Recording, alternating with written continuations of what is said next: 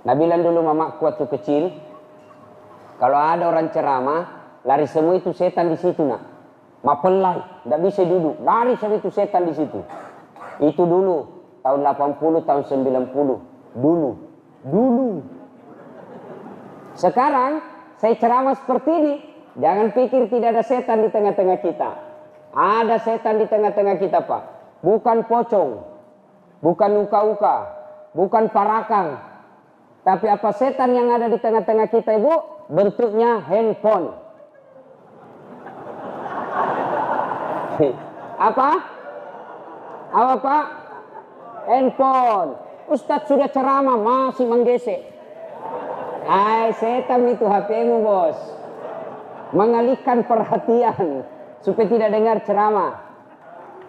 Apalagi setan yang ada di tengah-tengah kita, bentuknya apa? Konsumsi. Setan itu dilihat-lihat dulu apa isinya. Setan itu mengalihkan perhatian. Apalagi setan yang ada di tengah-tengah kita, bentuknya apa? Teman yang ada di samping kita. Gimana bisa Ustaz? Ngajak ki pulang. Di sunah, malupu ki, pelai. Setan itu, setan mak bulu-bulu.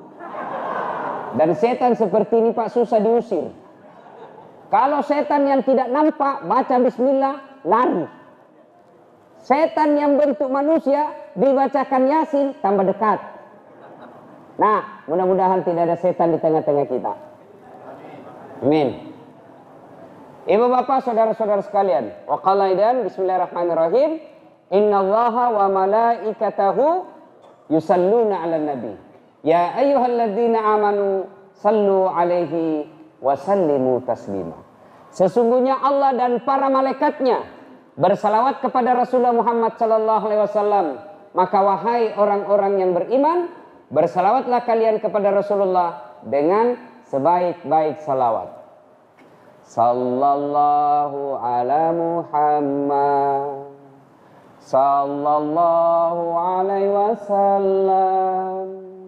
Sallallahu ala Muhammad sallallahu alaihi wasallam.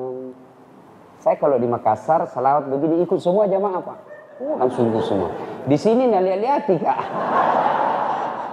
Masa ini kapan wakilongan nih? Sallallahu ala Muhammad sallallahu alaihi wasallam. Sallallahu ala Muhammad sallallahu alaihi wasallam. Allahumma shalli ala sayyidina Muhammad. Ibu bapak, saudara-saudara sekalian, teristimewa yang kita hormati, Bapak Bupati yang diwakili oleh wakilnya, wakil Bupati. Cocok sekali ini, diwakili oleh wakilnya. Cocok, memang wakil tugasnya mewakili Kabupaten Sinjai. Bapak Kepala Kementerian Agama, bukan Republik Indonesia, Kabupaten Sinjai. Siapa lagi? Bapak yang mewakili Kapolres, yang mewakili Dandim. Lebih khusus sponsor acara ini, Bank Rakyat Indonesia. Kepalanya namanya Lukman Latif, yang tidak lain adalah adikku sendiri. Dari cabang Sinjai. Bapak, saudara-saudara sekalian, tanpa saya sebut, Bapak Ibu semua mulia di hadapan Allah Subhanahu wa taala. Insyaallah. Kali ini kita bercerita tentang tahun baru Hijriah. Kalau kira-kira saya tanya Pak, kenapa tahun baru Islam disebut tahun baru Hijriah? Pasti banyak tidak tahu. Ya toh, Pak? Kenapa disebut tahun baru Hijriah? Ya memang begitu. Jangankan bapak-bapak yang tidak sarjana saja banyak tidak tahu. Nah, kali ini saya mau cerita kenapa disebut tahun baru Hijriah. Hebat ini panitianya Pak. 1 ceramah, 3 acara. Ini namanya efisiensi. Supaya tidak banyak anggaran. Bagus orang Sinjai. Masempu nama roa. Kan kalau mau boros anggaran 3 acara Pak. Itu pemborosan. Ya, Ibu bapak, saudara-saudara sekalian yang saya hormati. Ketika usia 1 sampai 40 tahun, Nabi semua senang. Saya ulangi, usia Nabi 1 sampai 40 tahun, orang Mekah sayang sama Nabi. Bahkan orang-orang Mekah memberi gelar, judul, cap atau panggilan kepada Nabi Muhammad sebagai Al-Amin, orang yang dipercaya. Kenapa? Dari kecil tidak pernah bohong, maka diberi gelar Al-Amin, yang dapat dipercaya. Ada nih di Senjai dikasih gelar Al-Amin? Ada? Sarjana ini Al-Amin, dapat dipercaya? Tidak ada. Kalau namanya Amin, banyak. Ya? 1 sampai 40 tahun. Ketika Nabi usia 40 tahun, Nabi mulai gelisah. Apa sebab Nabi gelisah? Dia kasihan lihat sekampungnya, dia kasihan lihat pamannya, dia kasihan lihat sepupunya. Kenapa yang kasihan orang di Mekah? Menyembah Latta, Manat, Uzza, dan Hubal. Patung dia sembah. Nabi gelisah. Kenapa disembah patung? Kenapa bukannya sekalian bikin patung dia sembah? Waktu itu Pak, orang Mekah 4 tuhannya.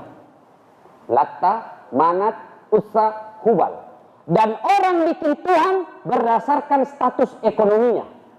Yang kaya sekali, dia bikin Tuhannya dari emas. Ada tangannya, ada kakinya, ada kepalanya. Yang kaya. Yang miskin, dibawanya miskin, antara miskin dan kaya. Masyarakat menengah, dia bikin dari tembaga. Yang miskin, dari kayu. Yang miskin sekali, dia bikin Tuhannya dari tepung terigu. Dia bikin tangannya terigu, dia kasih air, nah tepung, nah kasih bikin kepalanya, nah kasih mata, nah bikin tangannya, bikin perutnya, bikin kakinya, baru nah sembah. Selesai dia sembah, namanya orang miskin lapar. Bahaya maluku ipa. Bunyi-bunyi perut nah. Nah lihat-lihat Tuhannya. Baru dia bilang, Tuhan maafkan saya. Kita saling pengertian Tuhan. Sudah mati kusembah, sekarang saatnya Tuhan harus paham saya lapar. Dia lihat-lihat Tuhannya, baru ditutup matanya, diambil tangannya. Dia gigit tangan Tuhannya. Nggak berhenti kenyang, nggak kenyang-kenyang juga, masih lapar. Dia ambil kakinya. Masih juga lapar, dia ambil kepalanya. Masih juga lapar, dia makan sekalian satu Tuhannya. Sekejam-kejamnya orang Sinjai Pak, belum ada yang makan Tuhannya. Tapi Arab jahiliyah zaman Nabi, Tuhannya dia makan. Maka Nabi Muhammad gelisah, sengsara. Gimana kasihan ini? Akhirnya Nabi pergi kalau sekarang bahasa Jawanya, bersamedi. Berkira-kira sekarang itikaf, naik ke Gua Hira. Berenung di dalam Gua Hira. Bermalam. Nah, pada saat malam 17 Ramadan, datanglah malaikat Jibril. Menampakkan diri sebagai manusia, lalu dipeluk badannya Nabi. Nah, pakai ini minta. Jibril berkata, Iqra, bacalah. Nabi menjawab, saya tidak tahu membaca. Dia ulang lagi, Iqra, baca. Tidak tahukah membaca? Sampai ketiga kalinya. Dalam riwayat dijelaskan, sampai Nabi sesak napas. Tidak bisa lagi Nabi bernapas. Akhirnya Nabi mengucapkan, Iqra, bismi rabbikal ladzi khalaq, sampai ayat 5. Nah, diangkatlah Nabi menjadi Rasul. Diangkatlah Muhammad, dilantiklah Muhammad menjadi Nabi dan Rasul. Sudah, menggigil Nabi. Ini betah. Turun, dia panggil istrinya Khadijah. Sini dulu, sayang, yang, sini dulu. Sayang. Biasa kita panggil sayang istri tak? Pak, biasa. Itu bapak-bapak, waktu Naji mau dilamar, na romantis. Hati-hati kindi. Manya-manya kindi. Sekalinya sudah ada nakna 2 jatuh, di mana simpang matanu dong. Masya Allah. Nabi, dia panggil istrinya. Khadijah, hal. Maka kita dingin saya. Menggigil kah? Selimuti saya. Masya Allah. Nabi berkata, selimuti kah? Menggigil kah? Kasihan. Khadijah menjawab, sami'na wa ata'na. Saya dengar dan saya taati. Khadijah ambil semit, langsung diselimuti suaminya. Masih ada istri begitu disinjai? Masih? Masih? Ada tapi sedikit Ustaz. Kira-kira kalau bapak pulang, 3 malam tidak pulang, tiba-tiba sampai rumah menggigil, ibu dingin kak, selimuti kak dulu. Langsung kita selimuti. Kira-kira langsung kita selimuti pak? Tidak, menginterogasi dulu.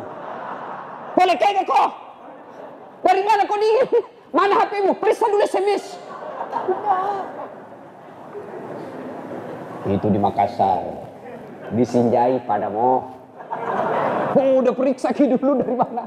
Tapi istri Nabi tidak banyak tanya. Selimuti saya. Langsung diselimuti suaminya. Masya Allah. Mudah-mudahan istri kita yang ada di rumah begitu. Amin. Sudah Mi. Lalu Nabi cerita kepada Khadijah. Saya didatangi oleh malaikat. Lalu Khadijah berkata, tunggu Mi. Saya panggilkan pamanku. Amureku. Siapa namanya pamannya Khadijah? Ada yang tahu? Naufal bin Waraqah. Waraqah bin Naufal. Nah, sudah panggil. Sini. Pendeta, tapi bukan pendeta seperti sekarang. Pendeta yang tidak menyembah kecuali Allah. Jangan kita bahas urusannya orang. Ya, sudah. Datanglah pamannya Khadijah. Lalu berkata, sesungguhnya Muhammad, kamu telah dilantik menjadi nabi yang terakhir. Kamu telah dilantik menjadi rasul yang terakhir.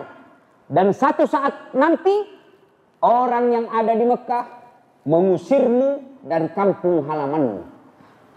Dan andai saja umurku panjang, maka pada saat itu ketika kau diusir dari sekampungmu, maka saya akan menolongmu kalau panjang umurku. Ringkas kisah. Setelah Nabi menerima wahyu, Nabi kemudian menyampaikan Islam ini kepada sahabat-sahabatnya. Tapi cara penyampaiannya belum broadcast, baru japri. Tahu japri? Jalur pribadi. Belum pindah broadcast. Semua orang tahu, tidak. Siapa yang dipanggil? Sahabatnya yang terdekat. Abu Bakar Siddiq. Abu Bakar ngajak Utsman bin Affan. Dari golongan anak muda Ali bin Abi Thalib. Golongan perempuan Khadijah radhiyallahu anha. Tapi pada saat itu Pak, golongan yang paling banyak masuk Islam adalah budak. Apa itu budak? Beda pembantu Pak. Kalau pembantu digaji tiap bulan dan dia cerewet, dia bisa pindah Pak. Berhenti mak kerja di sini deh, cerewet sekali istrinya, pindah Kak. Itu pembantu. Yang namanya budak tidak digaji. Budak itu Pak hak milik. Boleh dijual, boleh ditukar, boleh kasih orang. Namanya hak milik sama HP. HP bapak punya. Boleh kasih orang, boleh celup air lombok. Kenapa? HP ku. Itulah budak. Hak milik. Tidak punya hak dia. Banyak masuk Islam. Terkenallah yang masuk Islam namanya Sumayyah. Istrinya, suaminya namanya Ammar. Anaknya namanya Yasir. Inilah budak golongan pertama yang disiksa. Disiksa Pak. Karena Abu Jahal waktu itu emosi. Kenapa Abu Jahal emosi? Karena dia merasa ini Muhammad anak baru kemarin. Saya pamannya. Saya lebih terhormat di kalangan Mekah. Masa Muhammad anak baru kemarin langsung diangkat, dimuliakan? Tidak. Wah, Muhammad dimusuhi bukan karena ajarannya semata, tapi ini orang-orang yang sudah lama hebat merasa goyang kursinya. Baik, istilahnya di Makassar, berupa kok. Masa kau anak baru kemarin mau ambil jabatanku? Abu Lahab marah, Abu Jahal. ya, Abu Sofyan, termasuk Abu Goso. Marah dia mereka, Pak. Akhirnya apa? Tangkap budak-budak yang masuk Islam, disiksa. Salah satu diantaranya yang paling terkenal, Ammar. Anaknya namanya Yasir, istrinya namanya Sumayyah. Panggil, disiksa, ditanam sampai di leher. Bayangkan, Pak, ditanam dalam pasir, lalu dipaksa. Sumayyah, katakan Muhammad pembohong, Muhammad al-Kazzab. Bilang kau Muhammad pembohong, saya lepaskan kau dari siksaan. Tapi apa kata Sumayyah? Muhammad Rasulullah sallallahu alaihi wasallam, la ilaha illallah Muhammad Rasulullah. Tambah marah Abu Jahal. Akhirnya apa? Besoknya selesai dikubur sampai di leher, diikat. Lalu dia bilang, Abu Lahab, Abu Jahal, Sumayyah, saya tahu kenapa kau bela sekali Muhammad. Muhammad kan gagah, gammar lagi, magaretai. Ku tahu barangkali kau sayang Muhammad karena kau jatuh cinta sama dia. Hei, mupuji Muhammad tuh. Marah Sumayyah, Pak. Wanita budak. Marah, dia kumpulkan semua air liur yang ada di mulutnya. Lalu dia ludahi mukanya Abu Jahal. Abu Jahal, mukamu tidak lebih mulia daripada kotoran unta. Kalau kita bahasa kita, itu mukamu lebih busuk daripada tai. Bayangkan, bangsawan, anggaplah ini orang terhormat, disinjai misalnya, lalu diludahi sama pembantu. Marah Abu Lahab, dia ambil tombak, dia hujamkan tombak ke dadanya Sumayyah 3 kali. Mati Sumayyah karena la ilaha illallah. Manusia pertama yang mati syahid membela agama Allah, kaum perempuan, namanya Sumayyah. Nah, jangan anggap enteng ibu-ibu di atas. Ibu-ibu pertama mati syahid. Bayangkan. Nah, sudah makin hari makin banyak orang Islam. Makin hari makin banyak. Dan golongan yang banyak masuk Islam semakin dilarang, makin banyak orang masuk Islam. Dan golongan itu adalah budak. Sudah ringkas kisah karena waktu terbatas. Akhirnya apa? Musyawarah ini orang-orang Arab jahiliyah, ya, kafir-kafir Quraisy, musyawarah. Dia bilang, saudara-saudara sekalian, ini Muhammad makin hari makin menjadi-jadi. Bagaimana caranya ini? Ada yang usul. Begini bos, kirim Walid. Walid ini bapaknya Khalid. Kirim dia, ahli diplomasi. Bawa dia, bujuk Muhammad. Datanglah Walid menghadap kepada Muhammad. Muhammad, capek nih orang berkelahi baku musuh bos.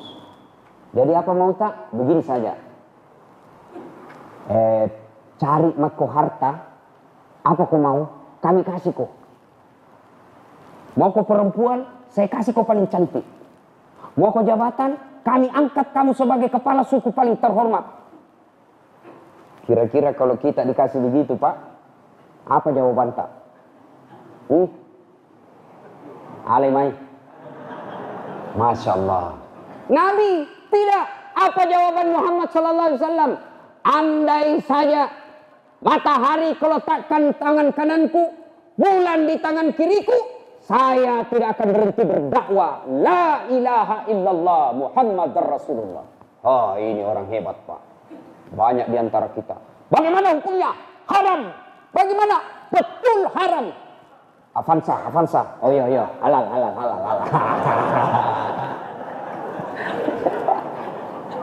Nabi tidak. Mati akal Pak. Paliklah dia. Nabi bilang waduh, tidak mempan. Makin hari makin banyak masuk Islam. Tapi teror kepada Nabi pun semakin meningkat.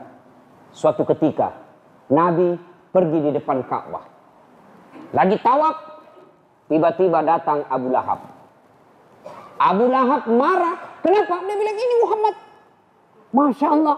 Sudah terang-terangan kamu mengajarkan agamamu. Selama ini kau sembunyi-sembunyi, sekarang kau terang-terangan, dimaki-maki. Tapi belum diserang secara fisik, baru dikata-katai. Tiba-tiba ada perempuan lagi. Perempuan melihat Nabi dihina. Akhirnya datanglah perempuan ini melapor kepada Hamzah radhiyallahu anhu. Hamzah ini pamannya Nabi, saudaranya bapaknya Nabi. Kalau bahasa kita, amore, kasihannya itu kemanakanmu? Dihina kodong di depan Ka'bah, dimaki-maki, dikata-katai. Nabi bilang, Hamzah, bagaimana kodong itu kemanakanku? Diam-diam sih kodong nggak melawan. Kasihan toh nggak lihat. Marah Hamzah. Dia bilang kurang ngajar. Dia datangi Abu Lahab. Pada saat itu Hamzah baru pulang dari berburu. Ada panahnya, ada pedangnya, naik kuda. Dia datang ke tempat musyawarahnya kafir Quraisy dekat Ka'bah. Turun dari kuda, dia datangi Abu Lahab. Tidak banyak tanya, dia datangi Abu Jahal dan Abu Lahab.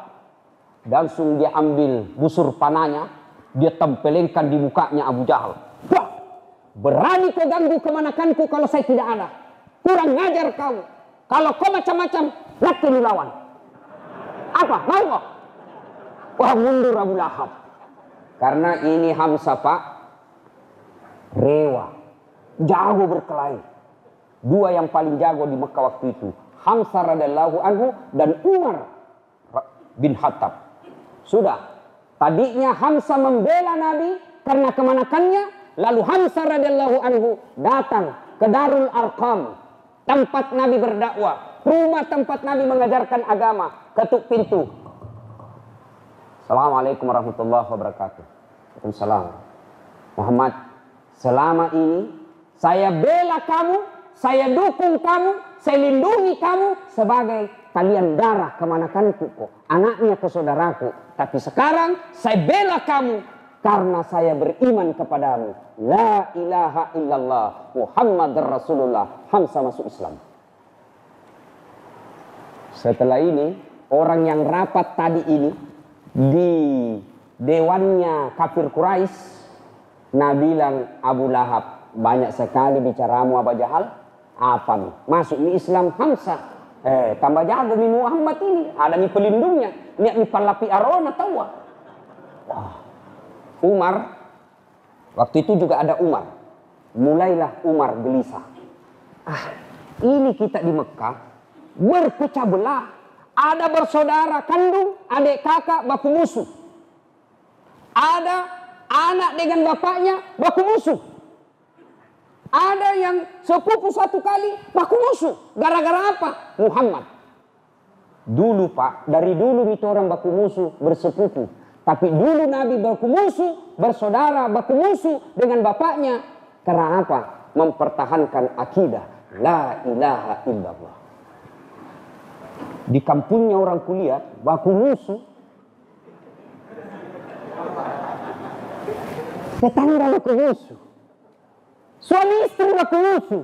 Gara-gara apa? Beda calon bupatinya. Pace. Belen-belen namanya itu bos. Orang mau jadi bupati kau yang baku musuh. Nah kasih kau jabatan. Kalau kepala dinas ya berharap sama tahu masih bisa kepala dinas. Kalau salah picak kisede di beta yang didukung cik daki. Tapi kalau kita Pak, orang dapat mobil-mobil dinas, orang dapat rumah dinas, orang dapat pengamanan, orang dapat honor, orang dapat jabatan, kita baku musuh. Apa bunda bodoh namanya itu? Rasulullah pada zaman itu baku musuh kenapa? Akidah, bukan karena jabatan. Mudah-mudahan di Sinjai tidak terjadi begitu. Amin. Nah ibu bapak saudara-saudara sekalian, sudah Umar marah. Dia bilang, lebih saya pergi bunuh ini Muhammad sebagai sumber masalah. Selesai kubunuh Muhammad, saya pergi menyatakan diri kepada Bani Hashim, sukunya Muhammad di rumah. Nyawa bayar nyawa, aman Makkah. Dalam berpecah belah. Yang penting sumbernya dulu diselesaikan. Provokatornya sudah. Umar bin Khattab, dia ambil pedangnya. Dia jalan di tengah kota Mekah. dengan pedang terhunus, merah mukanya. Niatnya apa? Mau datangi rumahnya Muhammad, dia mau bunuh Muhammad. Begitu di jalan, ketemu sama orang Mekah. Dia bilang, gimana bos? Buru-buru kamu kok. Mau gimana? Saya mau pergi bunuh itu Muhammad. Kenapa bisa? Gara-gara dia kita ada musuh di Mekah. Selama ini aman-aman kita. Lama-lama ada ini Muhammad, kita berpecah belah. Saya mau pergi bunuh dia. Nah bilang ini yang ketemu.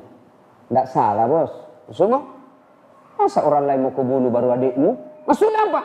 Itu adikmu Fatimah sudah masuk Islam. Betul kok?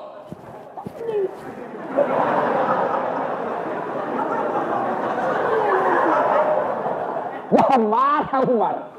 Kurang ajar. Orang lain saya musuhi gara-gara di Islam. Malah adikku sendiri yang masuk Islam. Dia balik haluan. Dia datang ke rumahnya Fatimah, adik perempuannya. Suaminya di dalam rumahnya Fatimah ada suaminya namanya Sa'id bin Sa'id bin Amar. Ada juga di dalamnya Abdullah bin Mas'ud. Dia ketuk. Gitu. Dia dengar dulu, langsung ketuk. Fatimah, buka pintu. Langsung tak bangka ngasih. Mati lagi. Apa? Sembunyi semua. Langsung pura-pura tenang Fatimah. Ngapa kita ini? Tak apa-apa aja. Tenang kita. Ngapa kau? Ternyata kau sudah masuk Islam rupanya. Datang Umar, dia ambil lehernya Said, suaminya adiknya, dia banting ke bawah. Karena Umar jago juga pak.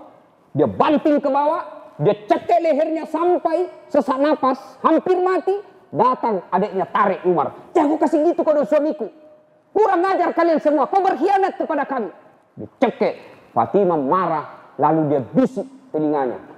La ilaha illallah Muhammad Rasulullah. Kenapa? Saya masuk Islam. Umar heran. Barusan ini adikku lawan kak. Pasti ada masalah ini. Enggak biasanya ini adikku membantah saya. Kali ini dia bantah saya. Pasti ada masalah ini. Ada yang penting. Umar mundur. Lalu kasihan melihat adiknya yang disikut berdarah bibirnya. Dia ambil sapu tangannya Umar. Dia mau lap itu. Dia bilang adiknya, jangan kau sentuh saya. Wah, barusannya adikku ini begini.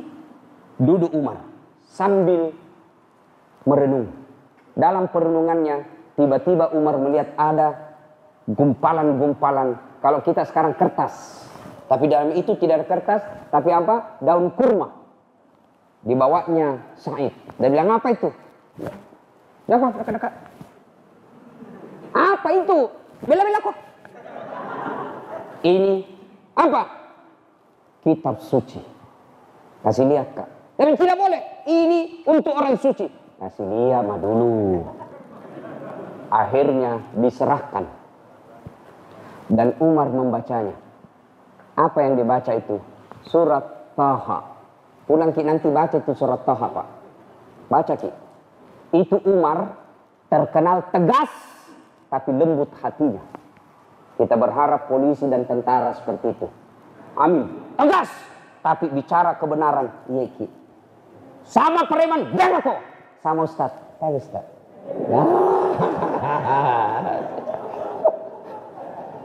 Masya Allah. Umar baca surat Taha. Lulu hatinya meneteskan air mata. Lalu Umar berkata. Ini kayak membuat kita bermusuhan. Apa jeleknya ini? Nah, makasih ya. Akhirnya apa? Dia bilang sama adiknya, mana Muhammad? Aina Muhammad? Tidak mau kasih tahu kau. Mana? Tidak, nanti pasimbung kau lagi di sana. Dia bilang, jangan kau bersangka. Akhirnya diberitahukan, Muhammad ada di Darul Arqam. Umar lalu menuju Darul Arqam, tapi tetap ada pedang di punggungnya. Dilihat. Begitu dia ketuk pintu. Wih, maju. Sa'ad bin Abi Waqqas. Umar, mati lu. Datang bawa pedang. Nah bilang Hamzah, tenang. Sama-sama preman yang jawa, sama-sama orang jawa. Preman Isam. Tenang. Tenang saja sampean. Ada Rasulullah di dalam. Tenang. Kalau dia dapat hidayah, insya Allah niatnya baik, bisa masuk Islam. Tapi kalau niatnya jahat, gampang, borong. Kan banyak di dalam, diborongi.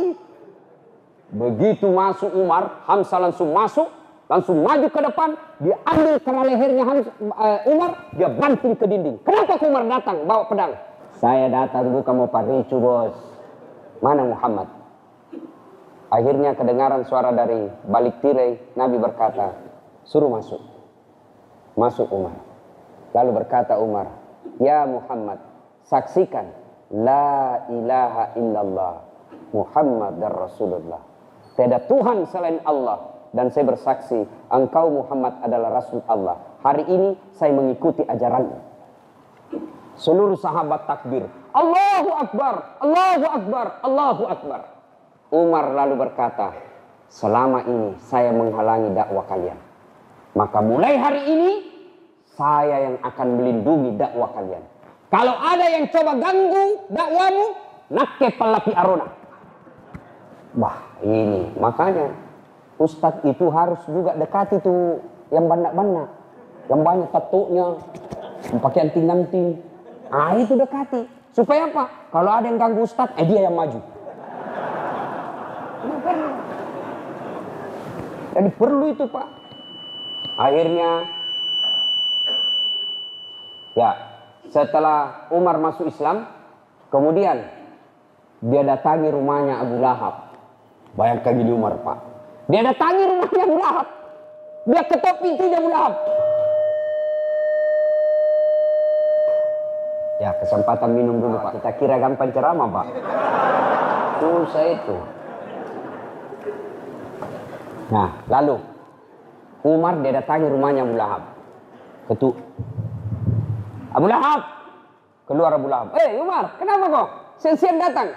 Saya masuk Islam. La ilaha illallah Muhammad Rasulullah. Kenapa? Kususai kok. Umar, Pak. Iya Umar, Pak. Terang-terangan. Dakwah bilhaq. Enggak sembunyi-sembunyi. Masya Allah. Dia datangi rumahnya Abu Lahab. Dia datangi rumahnya Abu Jahal. Dia datangi Abu Sufyan. Dan menyatakan diri masuk Islam. Akhirnya pada zaman itu, dakwah mulai digencarkan secara terang-terangan. Makanya perlu kita didukung oleh kekuasaan, Pak. Perlu kita didukung oleh orang hebat supaya dia bisa melindungi dakwah. Ini maknanya orang Islam tidak boleh buta politik.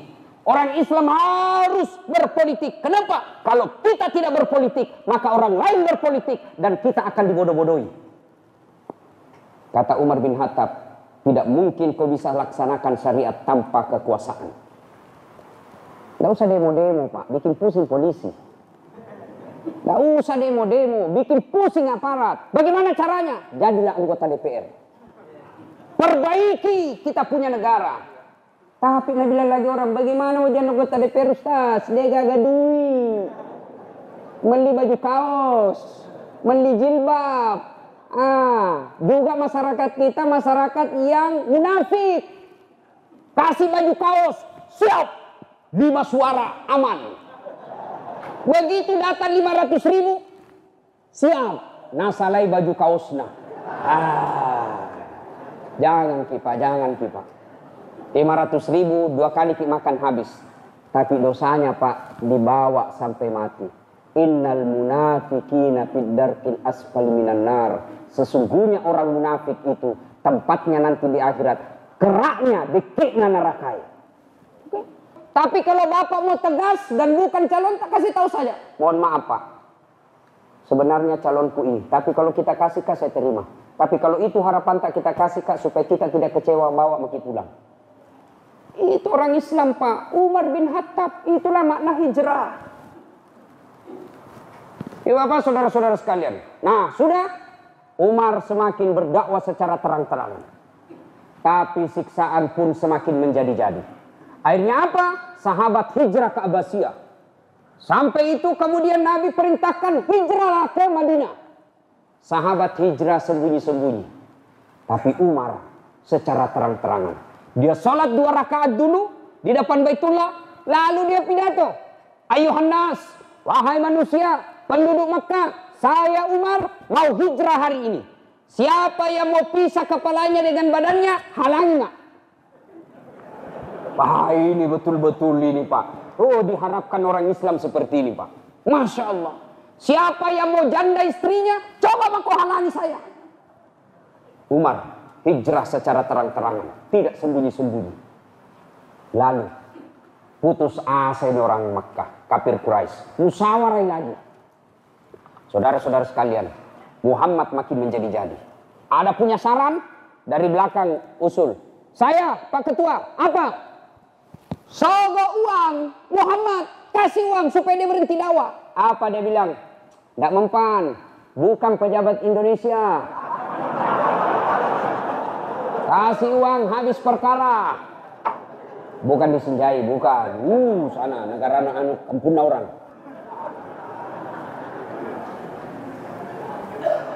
Kalau begitu, kasih perempuan.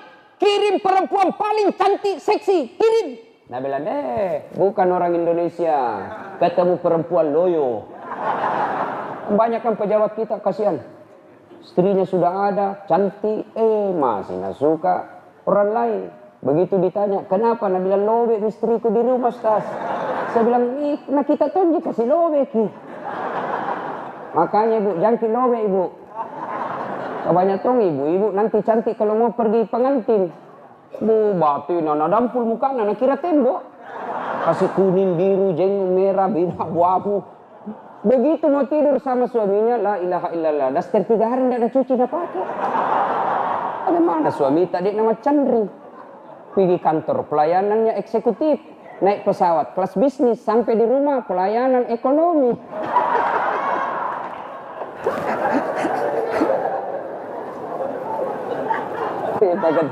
Pak Ketua ketawa. Apa saudara-saudara sekalian?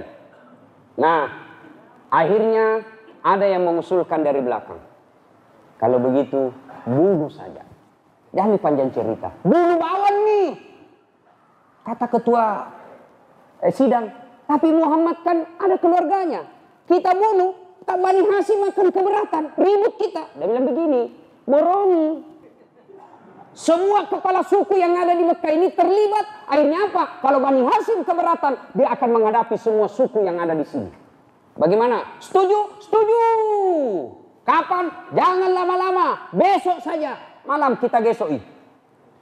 Ini keputusan rapat. Muhammad besok malam dibunuh. Catatan, tidak boleh bocor. Siapa yang kasih bocor ini rahasia, subversif, gangguan stabilitas negara, dihukum pancung.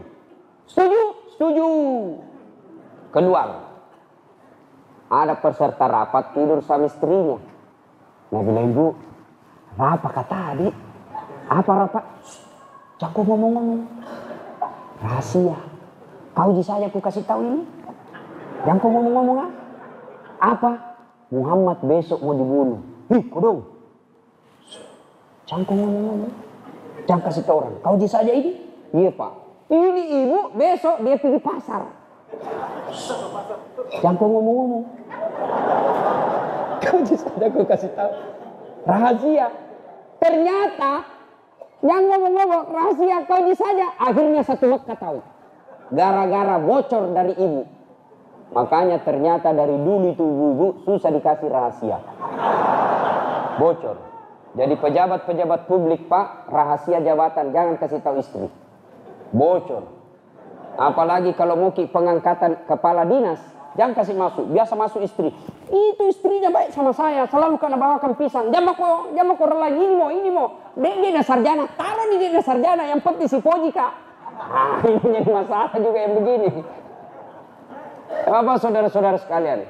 Akhirnya diputuskan besok Muhammad mau dibunuh. Kepung. Dikirimlah orang-orang yang jago berkelahi. Kepung rumahnya Muhammad. Ternyata Muhammad pun tahu rahasia ini. Dari intelnya Rasulullah. Siapa? Jibril. Muhammad, ada penyerangan besok. Siap-siap, ganti korek, siap di kopi.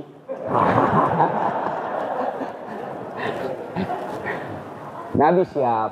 Panggil Ali bin Abi Thalib. Ali, tolong ganti saya di tempat tidurku malam ini. Ali siap. Masya Allah. Tidur Ali. Dikepung rumahnya Nabi. Nabi membaca satu surah. Bismillahirrahmanirrahim. Ada yang tahu surah ayat yang dibaca Nabi? Ada?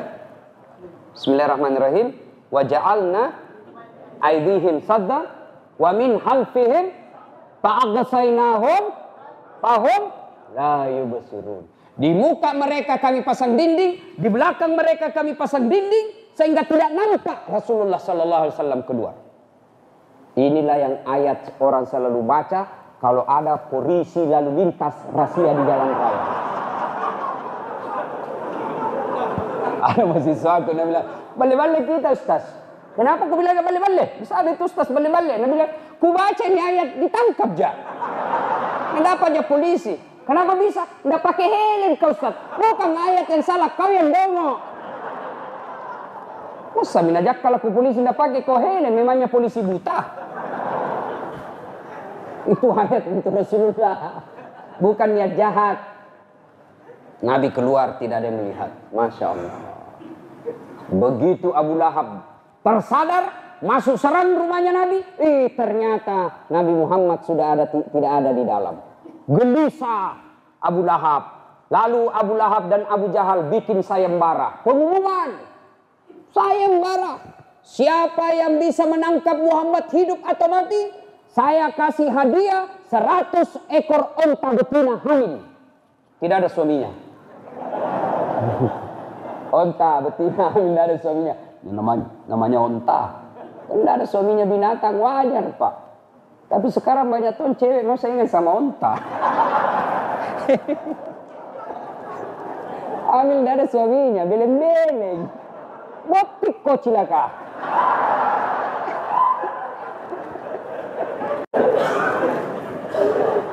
Seratus ekor onta yang bisa menangkap.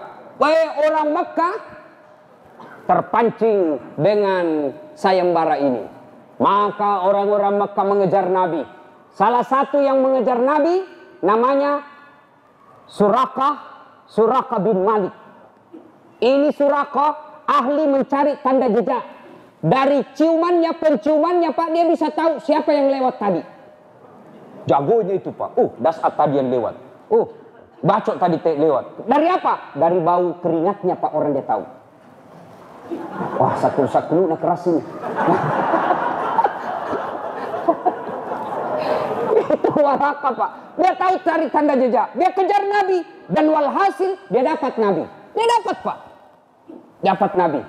Tapi begitu mendekati Nabi, itu kudanya langsung standing. Tahu standing? Jumping Pak. Kayak kuda Ferrari, angkat kakinya di depan. Jatuh Waraqah. Naik lagi. Jatuh lagi. Sampai 3 kali. Jatuh. Waraqah sadar. Bukan orang biasa ini. Tadinya cule-cule. Kasih si lalona ini. Engkau pakai-pakai. Bukan orang sembarang ini. Orang dilindungi. Lalu dia berteriak. Ya Abu Bakar. Abu Bakar bersama Nabi. Saya mendapat informasi, saya sampaikan kepada kamu. Abu Lahab menyampaikan pengumuman. Siapa yang menangkap itu saudara sahabatmu, hadiahnya 100 onta. Sembunyi kok. Saya tolong kamu. Ini perbekalanku, ambil. Lalu Abu Bakar berkata, kalau kau betul mau menolong saya, maka tolong rahasiakan perjalananku. Waraqah berkata, gampang. Begitu Waraqah mau pergi, lalu Abu Bakar berteriak, Waraqah, ada pengumuman. Rasulullah menyampaikan kepadamu, suatu saat nanti kamu memakai mahkotanya Raja Persia. Itu yang di atas kepala raja. Nabi katakan, suatu saat kau pakai itu. Dan terbukti setelah Rasulullah wafat, kepemimpinan Umar bin Khattab, Islam menaklukkan Persia dan takluk rasanya, kemudian diambil mahkotanya, dan betul Waraqah memakai mahkotanya itu. Coba prediksinya Nabi luar biasa. Nah, Bapak saudara-saudara sekalian, setelah merasa aman, Nabi bersembunyi di Gua Hira, dua sur, 3 hari 3 malam. Setelah merasa aman, barulah Nabi melanjutkan perjalanannya dari Mekah ke Madinah, jalan kaki kurang lebih 13 hari. Seluruh sahabat yang ada di Madinah gelisah. Ditangkap Nabi. Kenapa? Saat itu tidak ada HP yang bisa SMS. Bapak dari Sinjai ke Makassar belum tiba-tiba padahal janji jam 2 belum sampai, bisa SMS. Tabe meletus ban mobil. Tabe ngantuk. Tabe singgah kat dulu makan. Orang menunggu tidak gelisah. Tapi saat itu tidak ada alat telekomunikasi. Seluruh sahabat gelisah yang ada di Mekah. Lama-lama tiba-tiba dari kejauhan ada debu naik bekas tapakan kaki onta. Lalu sahabat berkata, "Oh, datang nih Muhammad. Alhamdulillah sudah datang kekasih kita." Maka disambutlah Nabi dengan lagu, "Tala'al badru alaina min saniyatil wada." Inilah dalil yang dipakai para ulama yang membenarkan dan membolehkan menyanyi. Dengan catatan lagunya lagu-lagu dakwah. Kalau lagu-lagu yang membangkitkan syahwat, larang. Zaman saya kecil, lagu bagus Pak. Mengapa minuman itu haram? Karena merusak kepikiran. Mengapa berzina juga haram? Karena itu cara binatang. Itu dakwah Pak Umar Rama jago. Apalagi lagunya, bila kamu. Masya Allah. Bagus lagu-lagu dulu Pak, dakwah. Pernah satu ketika saya duduk-duduk menyanyi, saya kasih nonton lagu-lagu dulu mamaku, Titik Sandora. Maka dendokku, ya Roriolo, makelom mato tawe tapi masumangi isidih. Lagunya apa? Insaflah wahai manusia, bila dirimu bernoda. Goyang juga Pak, tapi kepalanya sama jempolnya goyang. Sekarang Pak lagunya apa? Datang suaminya apa? Apa lagunya? La la la la la la, panggil aku si Jablan. Abang jarang pulang, aku jarang dibelai. Nah, sambung anaknya, pulang-pulangku berbadan dua. Masalah nggak kayak Pak. Kalau lagu begini nggak boleh, ya. Bapak, saudara-saudara sekalian, maka kaum Madinah, masyarakat Madinah dan Ansor ini orang yang hijrah bersama Nabi, dan muhajirin, Ansor ini orang Madinah. Saya ulang, orang-orang Madinah, kaum Ansor dan muhajir, orang-orang Islam dari Mekah ke Madinah, berkata kepada Nabi, orang-orang Ansor, "Ya Rasulullah, bermalam kau di rumahku. Ya Muhammad, tinggallah di rumahku besar." Sahabat yang lain, "Ya Muhammad, bukan cuma besar, ambil sekalian rumah saya." Masya Allah, senang kedatangan ulama dan para nabi. Mudah-mudahan orang Sinjai begitu. Ya Ustaz Dasat, kabung korma. Ustaz Dasat, pergi makan ikan. Alhamdulillah. Dan sampai 2 jam orang ceramah biar air susah keluar.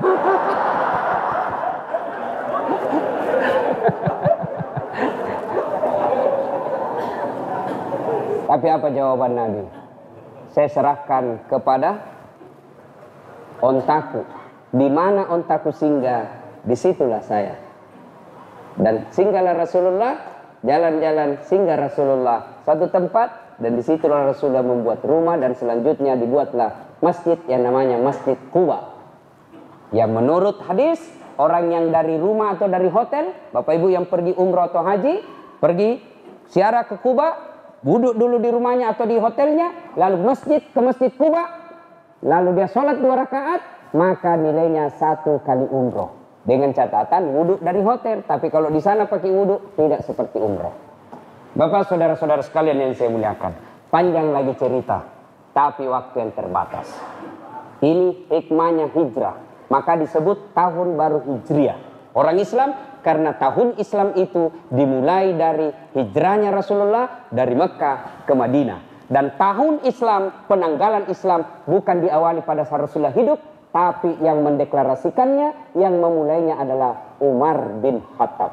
Bapak, saudara-saudara sekalian, tidak ada gunanya ini cerita kalau tidak ada hikmah yang kita ambil. Satu hikmahnya, hijrah dalam arti konsep sejarah. Dalam arti perpindahan Nabi dari Mekah ke Madinah hanya sekali saja terjadi. Sekali saja. Tapi hijrah dalam arti konsep kehidupan, cara kita hidup, maka setiap saat kita bisa hijrah. Apa itu hijrah? Pindah dari apa yang dilarang Allah menuju apa yang diridai Allah. Dari apa yang tidak boleh menuju apa yang dia boleh. Itulah hijrah. Bapak-bapak yang ada di tempat ini, kalau mau hijrah bersama Nabi, mau hijrah bersama Nabi 1439 tahun yang lalu, tidak bisa nih. Tapi kalau hijrah bersama Nabi dengan cara apa? Kita tinggalkan yang salah. Anggota DPR mau hijrah, kalau selama ini tidak membela rakyat, maka saatnya Bapak tahun baru Hijriah, saatnya membela rakyat. Jangan ketawa, serius ini. Dan kalau anggota DPR berada dengan rakyat, biar Bapak tidak money politik, Bapak bisa dipilih nanti. Tapi kalau tahun pertama lupa rakyat, tahun kedua masih juga lupa, tahun ketiga tambah lupa, tahun keempat mulai ingat, tahun kelima ingat lagi, maka bawa sarung tak nak ambil orang, tidak nak pilih lagi. Hijrah Pak, calon bupati. Kalau mau hijrah, maka sebelum mencalonkan diri, ada janji-janji yang tidak dipenuhi. Maka kalau Bapak berhijrah, penuhilah janji itu. Aparat hukum selama ini tidak memihak kepada keadilan dan kebenaran. Kalau Bapak mau berhijrah, maka tegakkan keadilan dan kebenaran. Bukan hanya dicintai oleh rakyat, tapi juga Allah akan mencintai Bapak. Satu dunia mau menjatuhkan Bapak, Bapak akan tetap diangkat oleh Allah. Sebaliknya kalau Allah murka, satu dunia mau mengangkat Bapak, Allah akan jatuh karena kehendak Allah. Masyarakat awam, kita dermawan, kontraktor. Kalau mau hijrah tahun ini, mari kontraklah itu. Kerjakan kontrak kita dengan sebaik-baiknya kontrak. Jangan disuruh pakai semen 10, bima kita pakai. Jadilah kontraktor yang betul-betul membangun untuk rakyat. Pernah dengar ceritanya kontraktor di akhirat, Pak? Pernah dengar cerita kontraktor di akhirat? Cerita warung kopi gini, Pak. Baku SMS lah penghuni sorga sama penghuni neraka. Saya bilang penghuni sorga, woi sekali maga-maga tuh kidong kasih kutu, wih dek gaga nyaman. Nggak ada enaknya di sini, disiksa aja terus. Nah bilang kau ya di sorga dulu enak di sini bos, 1 laki-laki 7 bidadari. Nah bilang yang penghuni dari neraka, boleh kita jalan-jalan di situ? Nah bilang boleh di sini kok. Bagaimana caranya? Nah bilang bikin kok jembatan dari situ, saya juga bikin jembatan dari sini. Kita ketemu di tengah, oke, lelang proyek. Keluar pemenang tender. Masa pekerjaan 3 hari. Hari pertama jembatan dari neraka sudah jalan 50%. Hari kedua sudah hampir selesai. Hari ketiga tuntas. Selesai tepat waktu. Dia lihat, ini kenapa ini jembatan dari surga belum dimulai? Dah goyang-goyang proyeknya. Teriaklah ini dari neraka. Woi kenapa belum mulai-mulai proyekmu? Dia bilang bagaimana mau dimulai? Kontraktor, pengawas, pemborong, panitia ada semua di situ.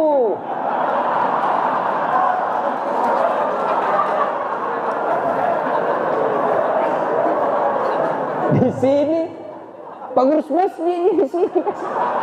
Bekate dia ini sama kalkulator. Dia juga proyek kasih. Cerita-cerita warung kopi gini.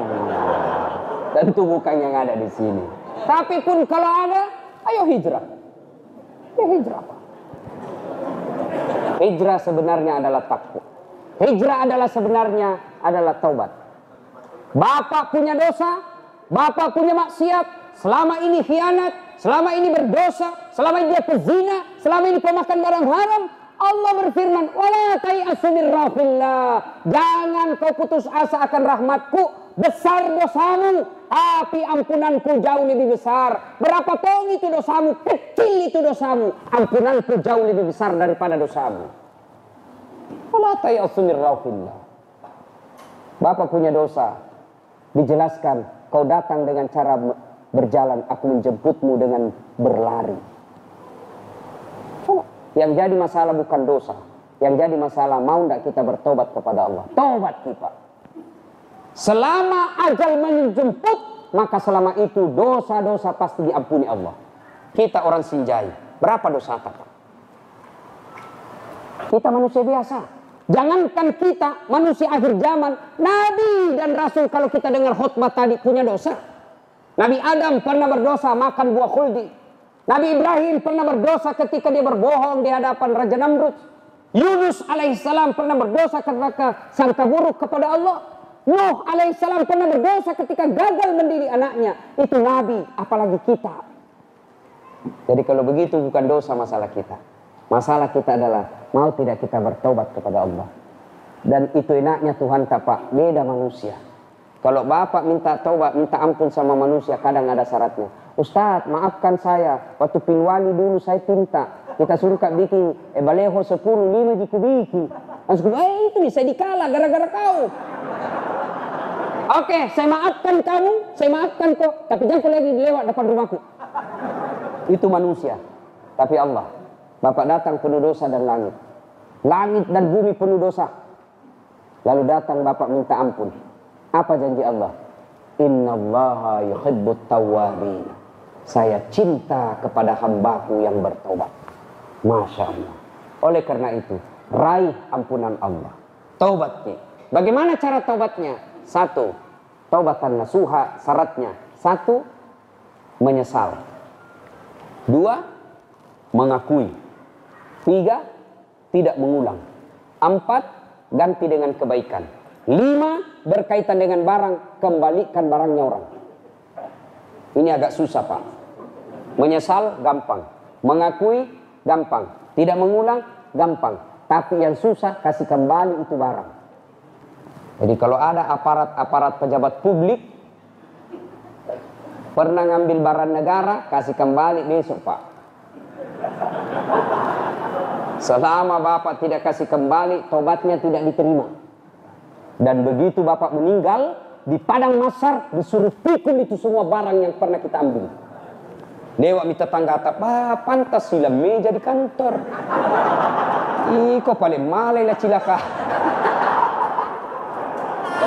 Hancur lagi, anda tobatlah. Dengan cara apa? Kasih kembali.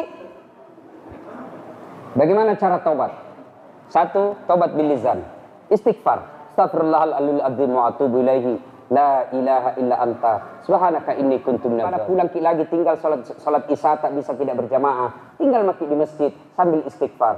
Astaghfirullah rabbal baraya, astaghfirullah minal khataya, astaghfirullah rabbal baraya, astaghfirullah minal khataya.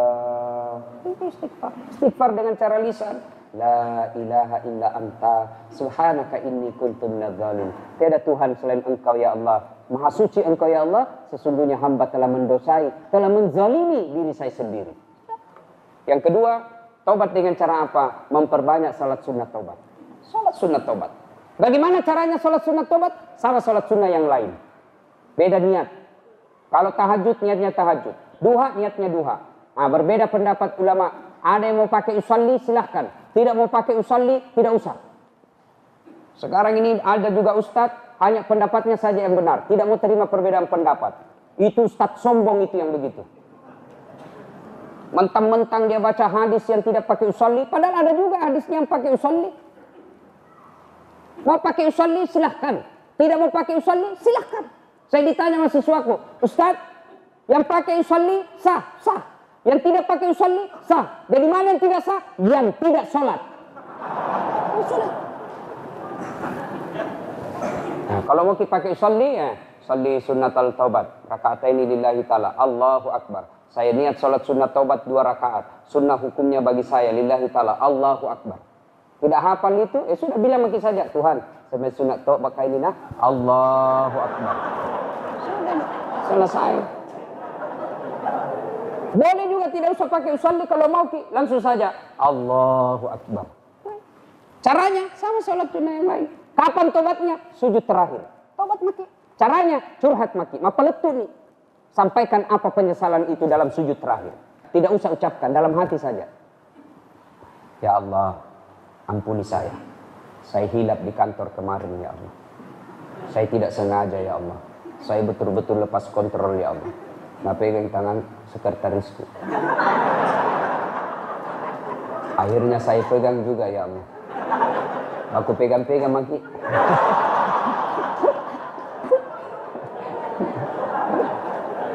Nah, yang paling penting ya Allah, yang paling penting ya Allah, berikanlah saya kesanggupan untuk tidak mengulangi.